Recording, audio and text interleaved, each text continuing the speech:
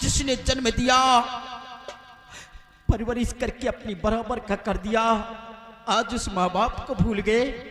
हरामजादे तो मुझे नसीहत दे रहा है। नसीहत नहीं, सच्चाई सबको कड़वी लगती है भैया। सीने आता है कि इतनी गोलियां तेरे सीने में डाल दो, मार दो, ऐसा हमेशा के लिए तुझे समाप्त कर दो। क्योंकि आप लोगों ने जिंदगी दी है तो आपका अधिकार है हमारी जिंदगी छीनने का।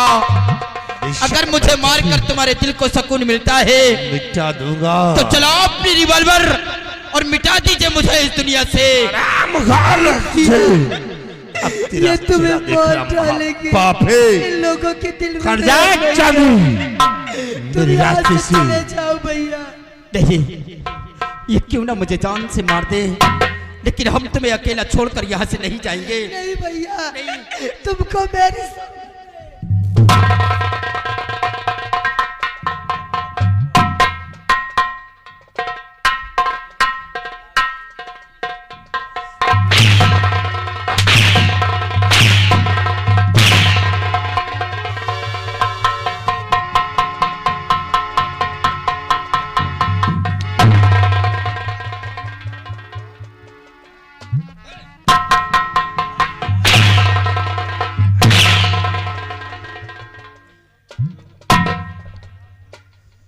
दिखा दिया अपनी असलियत, दे दिया उस कुत्ते को अपनी सौगंध और याद से उसे भगा दिया। लेकिन याद रख, वो तो निकल गया है, लेकिन तू नहीं बचेगी। हराम खान ने मालूम किसका गंदा खून है, चकराज मेरे रास्ते का रोड़ा भर गई है। मैं तुझे नहीं छोड़ूंगा, मैं तेरी जिंदगी को हमेशा हमेशा के लिए छीन लूंगा। मार डाले मुझे, मैं नहीं जीना चाहती। तुम क्या आ गई हो? शांत हो जाओ मेरे भोले बाबा, शांत हो जाओ।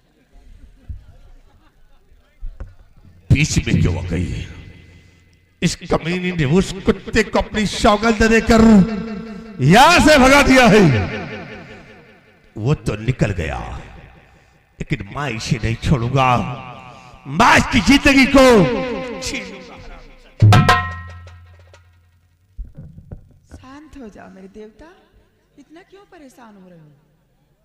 अरे वो गया है तो उसे जाने दो, आज नहीं तो कल फिर हाथ आएगा वो। और रही बात इसको मारने की, अरे स्वामी जी अगर इस बिचारी को मार दोगे तो घर का काम काज कौन करेगा? जरा सोचो मेरे देवता। प्रिय, वाकई में तुम ठीक कहती हो। अगर इसे मार देता हो तो फिर घर का काम गौर करेगी। इसे अगर तुम चाहती हो तो मैं इसकी जिंदगी को बख्श रहा हूं, लेकिन चांदी कान खोलकर सुन लो, दोबारा मेरे रास्ते में नहीं आना, क्योंकि तुम कोई हमारी सगी बहन नहीं हो। तुम्हें पिताजी जंगल से उठा कर लाए हैं, सिर्फ तेरी परवरिश इस हवेली में हुई है। अगर दोबारा मेरे रास्ते का रोड़ा बनी तो फिर मिटा दूंगा, मैं तुझे नहीं छोड़ूंगा। भाभी जी, क्या भैया जो करे सच करे?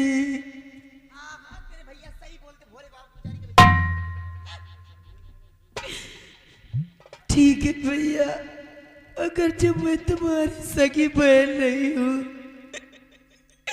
तो मैं ये हवेली छोड़ के चली जाऊंगी।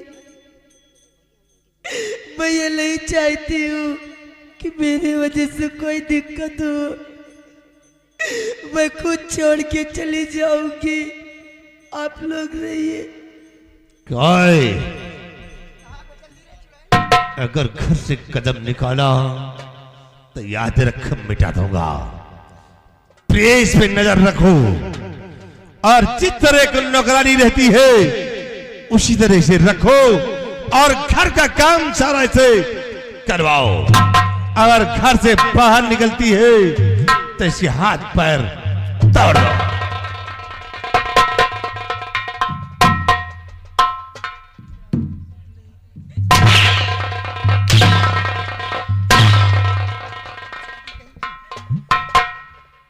विमल सिंह मेरे गाल पे तमाचा मारा तब तो कुछ नहीं बोली, और जब मेरे पति विमल सिंह को मारना चाहे तो आकर सामने खड़ी हो गई।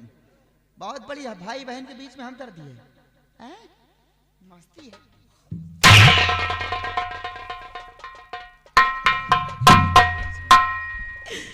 भाभी जी, आखिर मैंने क्या बिगाड़ा है आप लोगों का?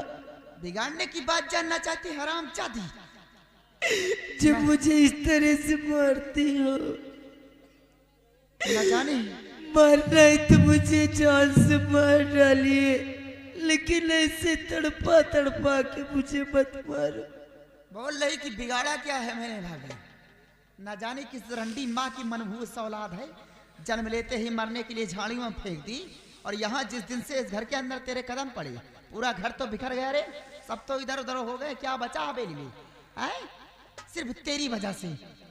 और विमल सिंह मेरे गाल पे तमाचा मारा है, हम धरती चला रहे हैं। कपड़े धोकर लाई कि नहीं? कौन कह रहा है? बुड्ढे होश मरा ज्यादा नहीं कुछ बुड्ढों को। हाँ, तुम्हारे बुड्ढे तो तुम्हारी बहुरिया से कहेगा तुमको ठोकवाऊंगी, समझ लेना। ले जा, कपड़े धोकर लाई कि नहीं रे? भाभी जी, मैं अभी जा रही हूँ। अभी तक कपड़े नहीं धोकर लाई? यहाँ क्या कर रही थी? चमड़ी खींच लूंगी, समझ लेना। चंदा देवी नाम है मेरा, प्यार से महालक्ष्मी कहते। भाभी जी, काम में लापरवाही तो समझ लेना, आपकी लंबाई कम करूंगी।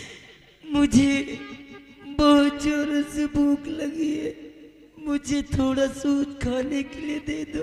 उनको खाना दूंगी, मैं उसके बाद चले जाऊंगी काम करने के लिए। जब काम करोगे तब खाना मिलेगा, वरना कुछ नहीं मिलेगा, समझी? वो हमदर्द जो तेरा है ना, वो तेरी जान को नहीं हिफाजत तेरी कर पाएगा, समझी? काट डालूंगी, काम अच्छी तरह से करो।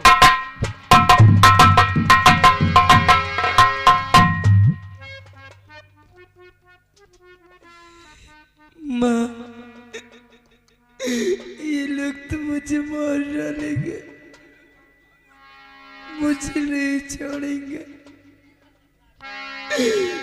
न मालूम मुझे किस लिए छोड़ गए।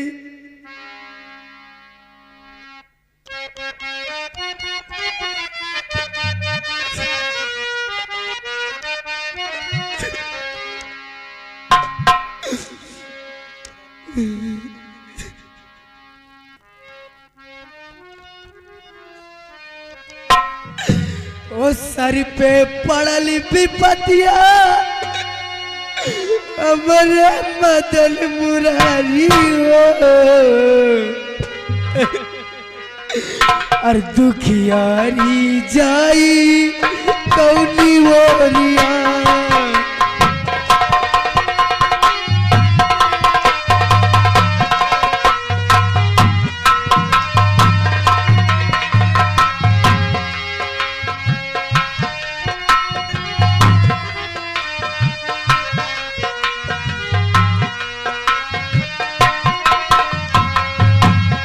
सर पे पड़ल विपतिया, मरे मदन मुरारी, खियारी जाई कौनी ओरिया,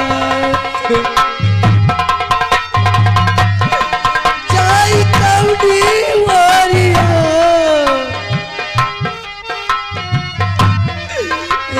या भगवान,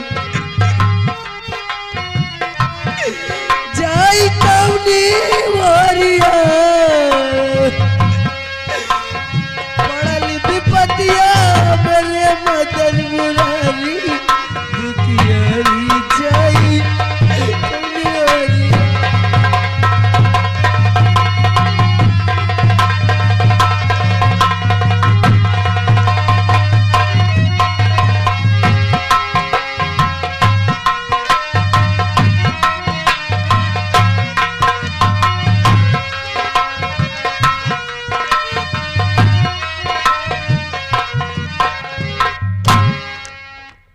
सीबीआई, जय बाबू साहब, ये बताओ कि इस वक्त हमारी प्रजा के क्या समाचार है?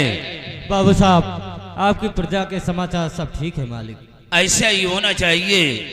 तुम अपनी ड्यूटी पे तैनात रहो।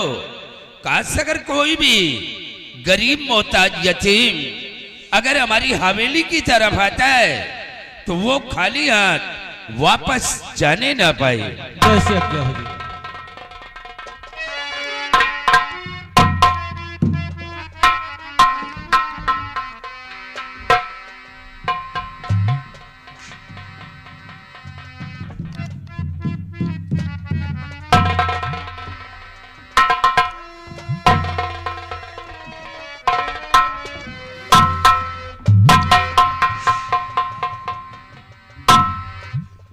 क्या बात है दादाजी, बोलो। हर लगा आस आया हूँ बाबू जी द्वारे,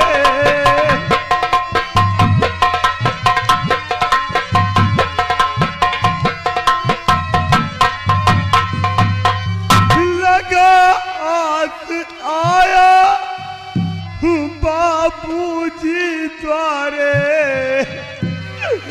अरे जरा कुछ खिला दीजिए बाबू हमारे,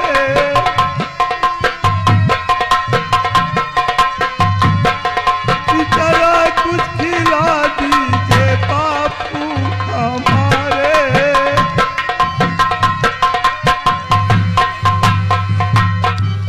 अंधी पत्नी मेरी, मैं भी बूढ़ा हो गया बाबूजी। अंधी ये पत्नी मेरी, मैं भी बूढ़ा हो गया। मेरे लिए दुनिया में कोई, मेरे लिए सब मर गया। हर जरा कुछ खिला दीजिए बापू हमारे।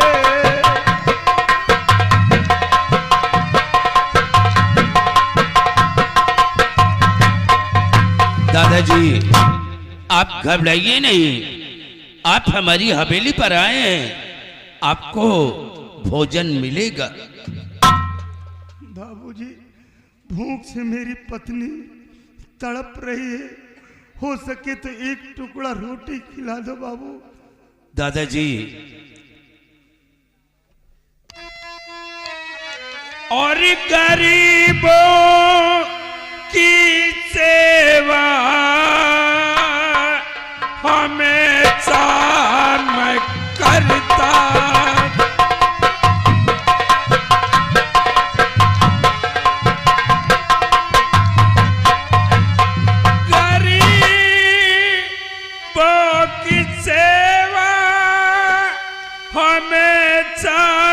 करता तुम्हारी मुसीबत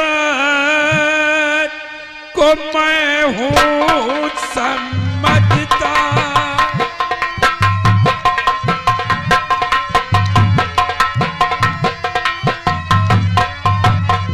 मेरे द्वारी आए हो कुछ सोच करके, और यहाँ से न कोई है खाली वो जाता।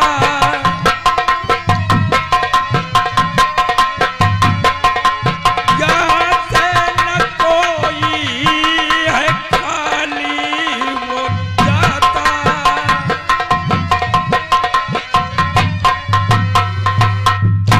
दादाजी बाबूजी आपको भोजन मिलेगा, लेकिन आप सबसे पहले ये बतलाइए कि आप रहने वाले कहाँ के हैं और आपका नाम क्या है?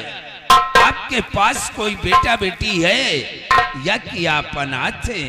बाबूजी क्या ये सब पूछना जरूरी है? दादाजी आप कृपा करके मुझसे बतलाइए कि आपका नाम क्या है आप रहने वाले कहाँ के? नहीं बाबूजी, ये सब मैं नहीं बता सकता। ए सीता, चलो यहाँ से, यहाँ कुछ नहीं मिलेगा। ठहरो दादाजी, आप दोनों हमारे माता पिता के समान हैं। अगर आप मुझे अपना बेटा समझते हैं तो आपको हमारी कसम आप बतलाइए कि आप कौन हैं? बाबूजी, मैं अपनी कहानी को नहीं बताना चाहता था, लेकिन जब आप जिद कर रहे हैं, कसम खिलाकर पूछ रहे हैं, तो मैं आपसे जरूर बताऊंगा बाबूजी। बतलाइए दादाजी, आप घबराइए नहीं। बाबूजी, आप सूरतगढ़ का तो नाम सुने ही होंगे। सूरतगढ़? सूरत